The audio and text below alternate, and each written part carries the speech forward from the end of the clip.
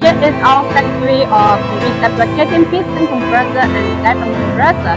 This is our reciprocating compressor assembly line. And this is our diaphragm compressor assembly line.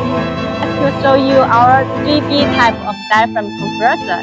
Now this area is our compressor finished assembly, ready to here for operation test.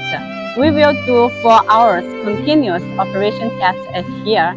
You can see this is the design of reciprocal of contact to assemble our gauge pressure here.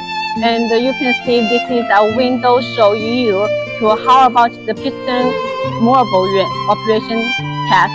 We can check and do the inspection of the operating temperature, discharge pressure, inlet pressure.